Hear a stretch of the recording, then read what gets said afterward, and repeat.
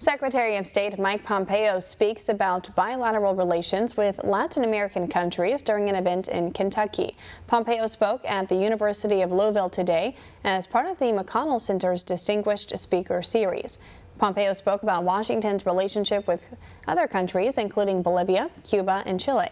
He says Bolivia is rebuilding their democracy as we speak, and no one in the region thinks authoritarianism is the way forward.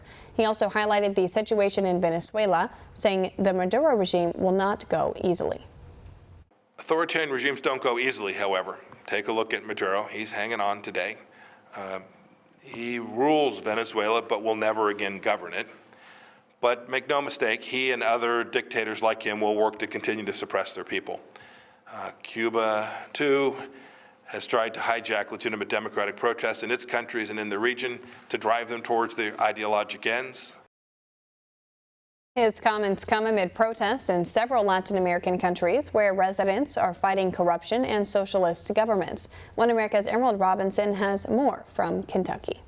That's right. Secretary of State Mike Pompeo further fueling speculation at a possible Kansas Senate run on Monday morning, joining Senator Mitch McConnell at the McConnell Center at the University of Louisville, clearly named for the Senate Majority Leader. And it's interesting because it is Senator McConnell who is leading the effort to recruit the nation's top diplomat for that seat. In fact, as late as Friday, or as recent as Friday, President Trump said that he could possibly endorse a Pompeo run for that seat should it be in jeopardy. Now, Secretary of State Mike Pompeo has shot down this notion several times, but you have to keep in mind he has traveled to the state of Kansas 4 times this year, and it is something that the Senate Majority Leader would like to see. Now, while that did not come up in the conversation between Senator McConnell and Secretary of State Mike Pompeo, Pompeo did touch on a lot of the U.S.'s foreign policy objectives, specifically in the Western Hemisphere, and how it relates to Venezuela and Cuba and the current struggles you see in Latin America in trying to promote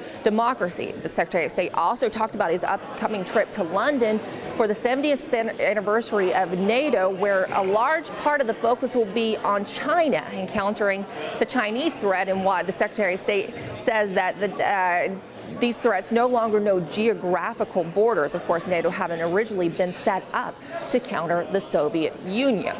Also, part of that focus will now be largely on Hong Kong, as China has countered the president signing that legislation, admonishing it for what is going on in Hong Kong. So we'll be bringing you live coverage from the ground as we travel with the Secretary of State and all the developments at NATO and beyond. Want to see more videos like this?